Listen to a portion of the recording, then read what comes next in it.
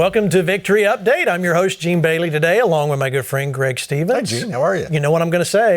You're going to say hello to my mother. Hello, Greg's mom. Yeah. I just want to say hi to Mom. Yeah. I keep my fans in tow. All right.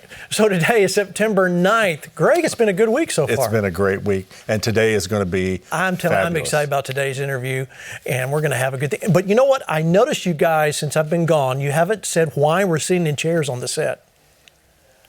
Okay, why I don't know why. I know it changed. Because we're building a new set for Victory. And it's going to be new. I didn't know that. And where it's going to be sometime in the next few weeks. We'll have it set. So that's why things look a little different. We thought you'd want to know. All right, so many things happening today. I want to get right into the news. And Mike Garofalo. Mike? Thanks, Gene. President Donald Trump campaigned in the battleground states of Florida and North Carolina on Tuesday. He told one crowd that he was calling them peaceful protesters to get around the ban on large gatherings. You can't go to church anymore. You can't go to church. You can't go to church. You can't do anything. You have to stay in your house. But if you're willing to riot running down Main Street, if you're willing to riot and stand on top of each other's face and do whatever the hell you want to do, you're allowed to do that because you're considered a peaceful protester. Also on Tuesday, the president announced the expansion of an offshore drilling ban. Speaking at the Jupiter Inland Lighthouse in Florida, President Trump said his administration is, quote, proving every day that we can improve our environment while creating millions of high-paying jobs. As part of the moratorium, the president instructed the Interior Secretary to prohibit drilling in the waters off of both Florida coasts, off the coast of Georgia and off of the coast of South Carolina for a period of 10 years from July 1st of 2022 to June 20th of 2032.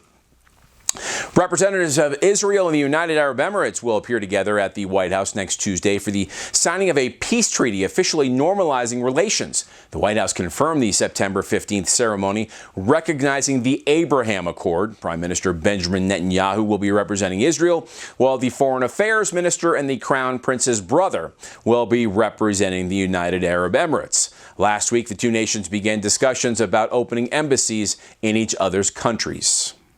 Senate Majority Leader Mitch McConnell said Tuesday the Senate would vote on Thursday on a trimmed-down Republican coronavirus relief package. However, he also made it clear it has a slim chance of passage in the face of Democrats' insistence for more sweeping aid. The Democratic leaders have spent months playing these Goldilocks games.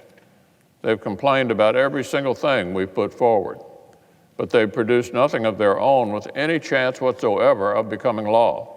The Kentucky Republican released the approximately $500 billion measure as senators returned to Washington for an abbreviated pre-election session.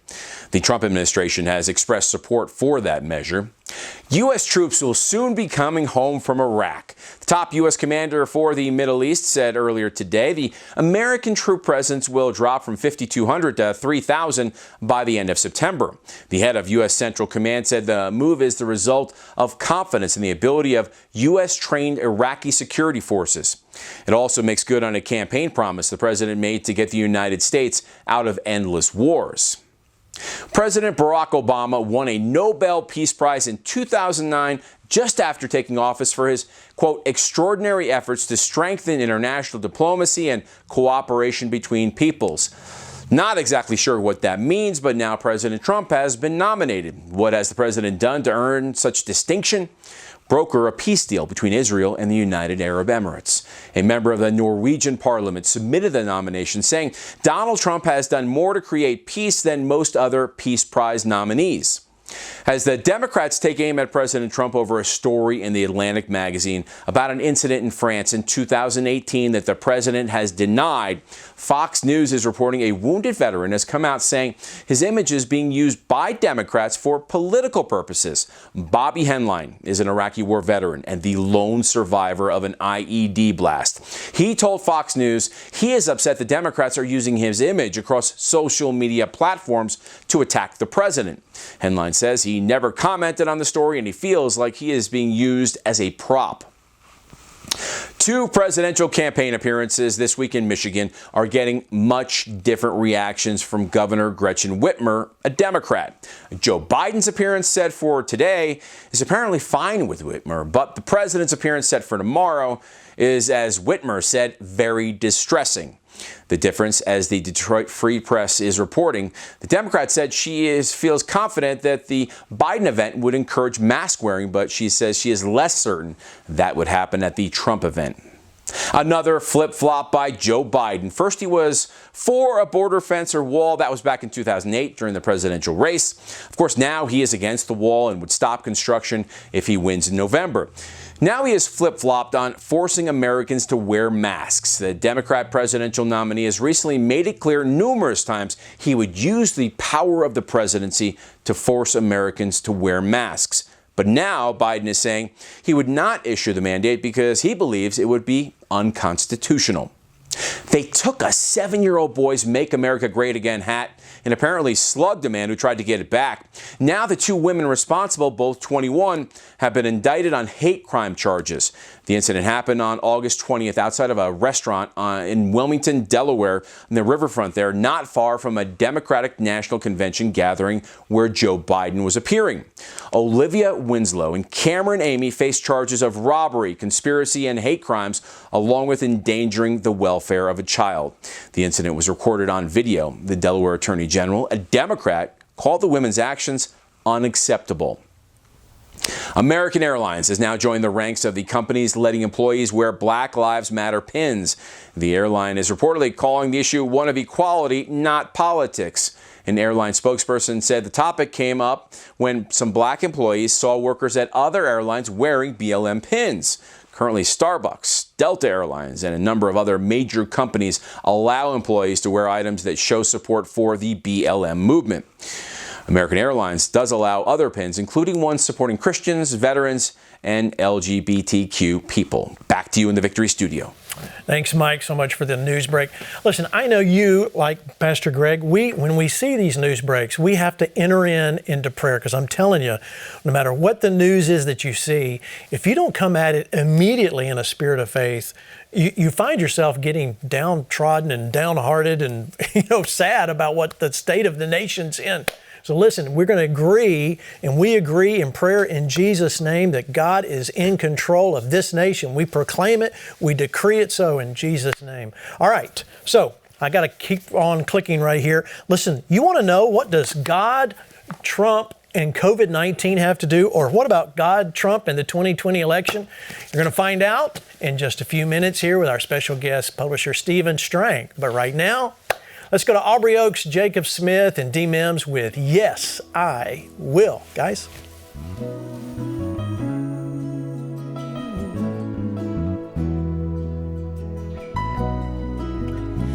I count on one thing, the same God that never fails will not fail me now.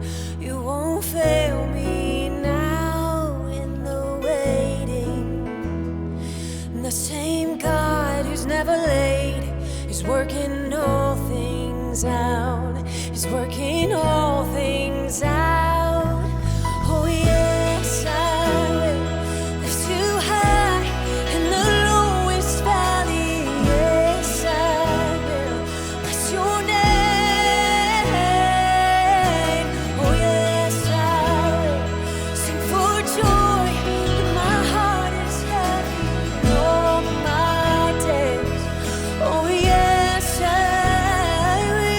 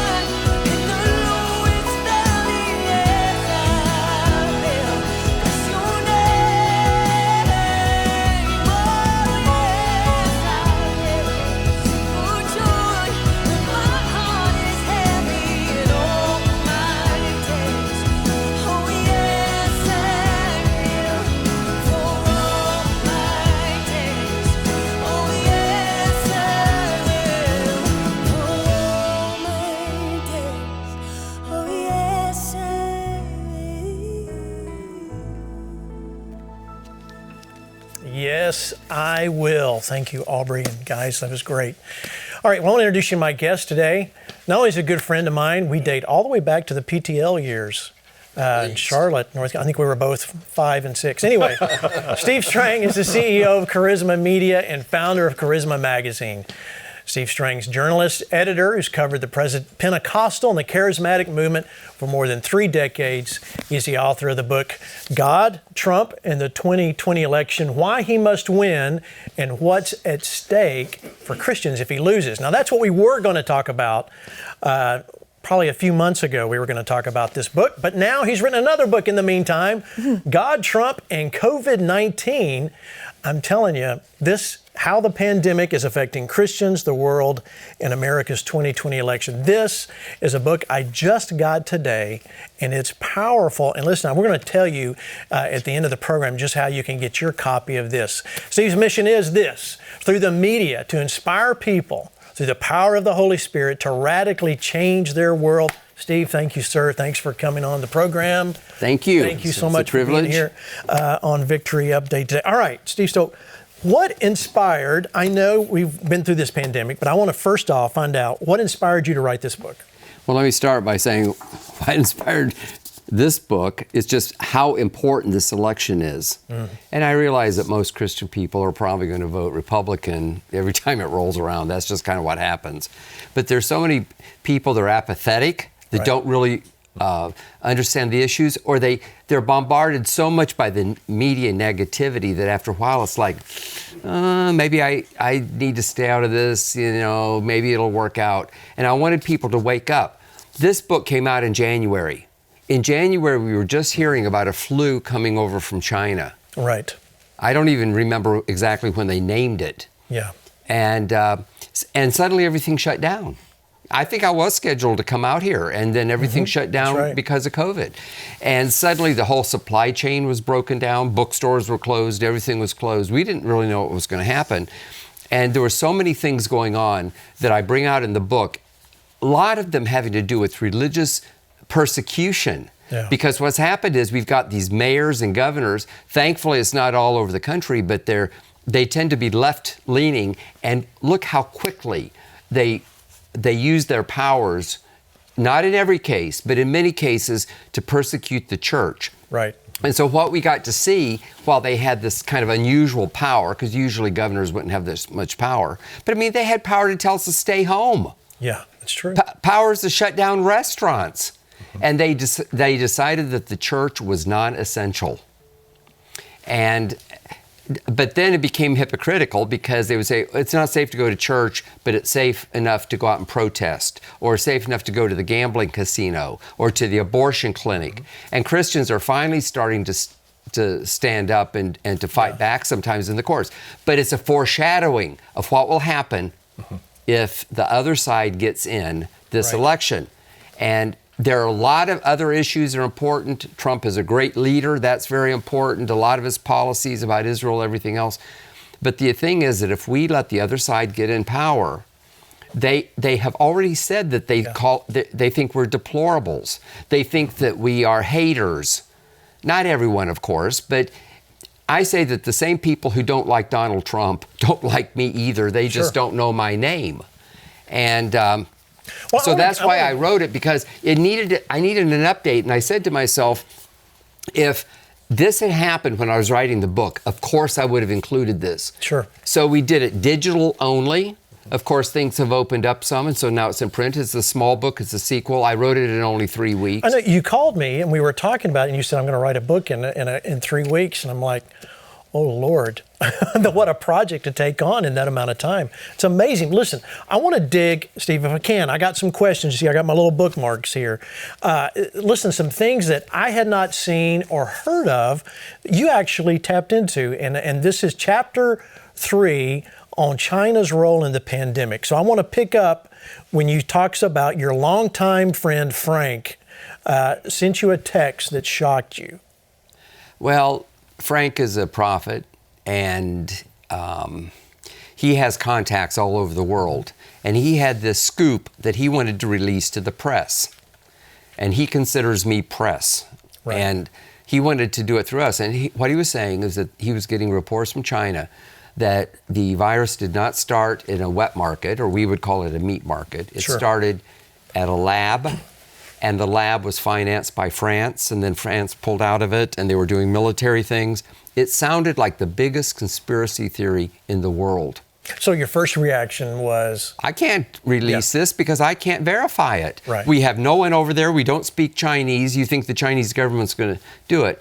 But I did check into it from some other friends that I knew had contacts in China, and they said it rang true. I started finding out what was really going on with the church. I interviewed my contact and decided that he was sincere. Well, so what we did was we reported what we could. Right. Or we said, isn't it interesting these things are coming out of China? We can't verify them. But this Chinese guy, we ended up calling him Jay to shield his identity. He predicted certain things, and I said, time will tell if this is true. If it is true, you read it first here. Right. And I was trying to be that specific. And what it did was, there's all this stuff going on, and the media lies, and the governments lie, and some of this has come out. Senator Tom Cotton from Arkansas has been a real voice in this area.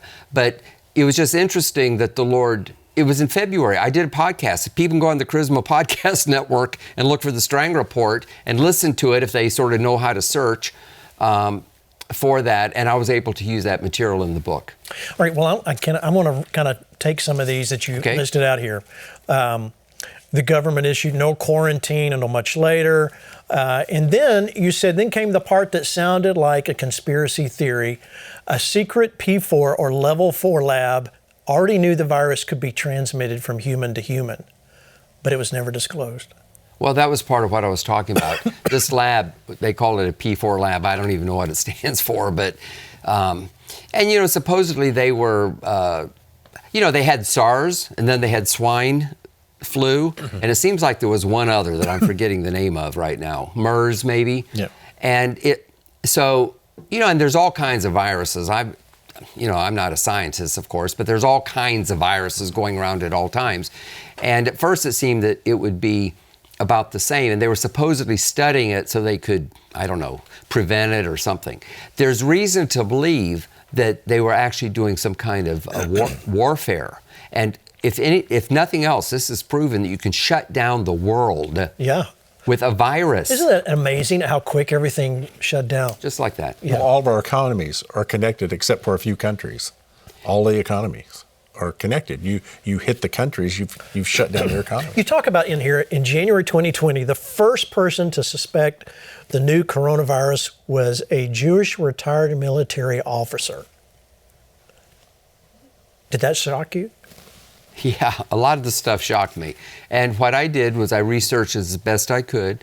Almost all of it was, second and third hand information. And I tried to put it in a way that people would understand what's going on, maybe understand that there's a lot of misinformation out there, and should try to document as much as I could. I wrote this in the month of April, of what had basically happened in January, February, and March. Right. And also, a lot of this was sort of new news. Yeah. When I was coming out with it. Now that we have a few more months, we can look back. But also, I've not been challenged that I got anything wrong. The things that we couldn't prove, as I said earlier, we just said, we can't prove this, but I have reason to believe this is true, and you can take it or leave it. That's just how I approach it as a journalist.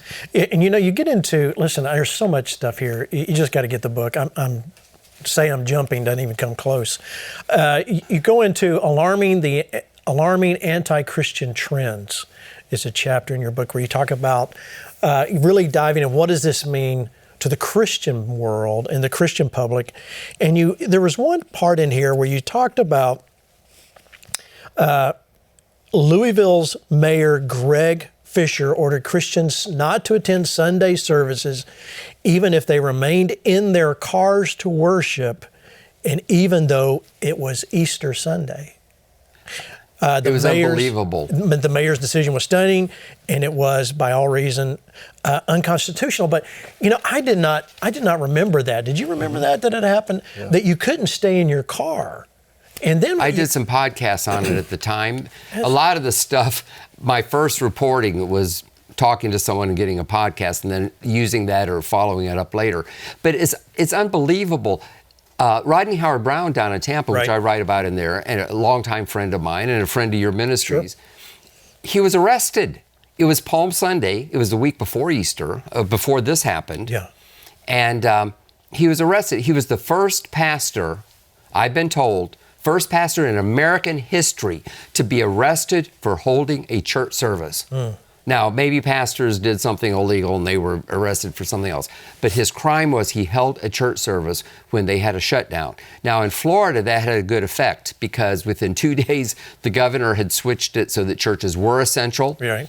The Hillsborough County Commission fell all over themselves to undo that because they knew that it was unconstitutional, absolutely unconstitutional. And, you know, the thing is that Rodney was not being irresponsible. A lot of people in the media was kind of like crazy Pentecostal, you know, thumbs his nose and, you know, who knows what they said. But he wasn't. They were very careful. They tried to do social media distancing. They bought these very expensive purifiers to clean all the particles out of the air. Right.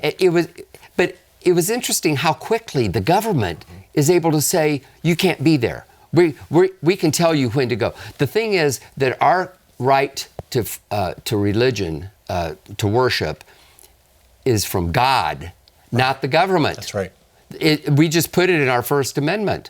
And the government should not be able to tell the church when you can meet, when you can't meet. In California right now, they can only have up to 10 people. Right. And you can't sing.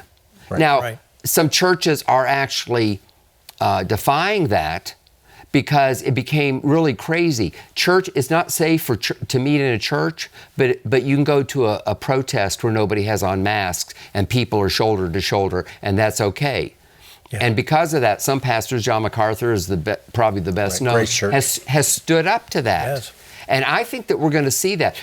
Gene, today it's a pandemic. What is it tomorrow? Oh, yeah. They will decide that preachers are preaching against sin and that offends people, and therefore the church should be shut down because it's not safe. Okay, so at the beginning of the year, man, we're running out of time. Listen, I want to put up this website while we continue this interview, SteveStrangBooks.com, if you want to get the copy of this, but we'll just leave it up there for a few minutes. Talk about the prophecy, Wilkerson's prophecy. Well, David Wilkerson gave this to Mike Evans. Mike Evans is fairly well known in Christian circles. It was right here in this area. It was outside DFW. They met at a hotel. They had breakfast. And Mike took notes, and he stuck it in the Bible, forgot about it. In the meantime, Dave died and so forth, and Mike found it. And he had written down notes. And it really comes down to, do you believe Mike Evans or not? And I happen to believe Mike. I actually contacted Gary Wilkerson, his son, and his father, and he said, I have no record that my dad said that, but it sounds like something was said. And he was talking about how a plague was coming, and it would shut down New York City. Right. And it would cause prayerless Christians back on their knees, and it would bring in a great revival. Now, I quote it word for word. Right. And do we know, listen, you know, you and I have lunch. My son is not going to know what you and I talked about, but I've done that. Where, But recently when I had lunch with Brother Copeland, I should have taken notes on some of the stuff we talked about because it was so rich. But I happen to believe Mike, and David Wilkerson did do those kinds of prophecies. And it also makes you just wonder, like, what is God up to? And is it possible that this pandemic is the plague? And even bigger question, will it spark an awakening? Because that's really what we need so in America. we got like 3.5 minutes. So let's talk about, you spent a whole section of your book, what's God saying to his prophets. You talked about Sean Bolt's prophecy. Can you kind of encapsulate that real quick? Well, when all this was coming, different people were prophesying different things. There were a couple of prophets that said that something would turn around Passover. People thought it meant the pandemic would be over, but something did turn right around Easter and Passover. We talked about that. Yeah, we did. It became less bad. Now, there's so much misinformation you don't really know. I mean, it's hard to even tell who dies of COVID and who didn't. Yeah. A lot of people are listed as dying of COVID, and they really died of something else. You know, if somebody dies in a car wreck and they find they had COVID, they'll list the cause of death as COVID. I mean, and you hear these things. I believe that it's being used for political purposes. that there are people that wanted to defeat Trump so much that they'll use anything. They did the Mueller investigation, they did the impeachment, and then suddenly this comes along. And I believe it's being stretched out because then it's going to be unsafe to go vote. So we have to mail you the ballots. If you mail in the ballots, that's ripe for fraud. I mean, what is easier than taking ballots that are just mailed out to people, whether they live there or not? Some people have actually died, and then fill them in and turn them in when you need some more votes to win an election. And you know how many votes you need at that point. That's right, because it always happens right at the end, right? Right at the end. So we talked about that timeline. COVID came out during the impeachment trial, during the time when Nancy Pelosi tore up the State of the Union. This is when COVID was coming out. You're right. And in fact, President Trump closed the border on January 31st while the impeachment trial was going on. Right. That whole thing was going on. You'd think he would have been distracted, but he had enough sense to shut it down long before everybody was saying he should. Yeah. In fact, he was widely criticized by the Democrats for it. And then later on, of course, they flipped and said he didn't do it soon enough. So, he can't win for losing. Yeah. All right. So listen, you want to get the book, God, Trump, and COVID-19. You can get it at stevestrangbooks.com right there. You want to get, we did to say we didn't even touch anything, doesn't even come close to this book. You want to get that and get your copy of it. We're going to have Steve on an upcoming episode of America Stands very soon, and we're going to dive into this a little bit more. So you want to make sure you stay with us for that. So Steve, if you could sum all of this up, what is the one message I should take from God, Trump, and COVID-19? God is on the throne. He is not surprised by this. He has a plan for America. What does that mean? I believe that the church has to be strong. We have to stand for righteousness. And right now we have just one hero. That's Donald Trump. He's not perfect, but he's all we have. Mm-hmm. And if the other side gets in, some very bad things will likely happen based on what they've recently done with the riots. To the churches, shutting down churches, the riots, the protests. Don't you think we're seeing the churches and Christians as a whole starting to stand up? I hope so. Yeah. I believe that people are finally getting tired of it. But then a lot of people kind of got out of the habit of going to church. Yeah. They got tired of watching on live streaming. So I think this is shaking. God is shaking the wheat from the chaff. Yes, amen. But God is on the throne. Prayer changes things. We have to stand in faith. Yeah. We don't need to be discouraged. Well, thank you, Steve. Thank you so much for coming and being a part. And so as we go off, remember this: God loves you, we love you, and Jesus is Lord.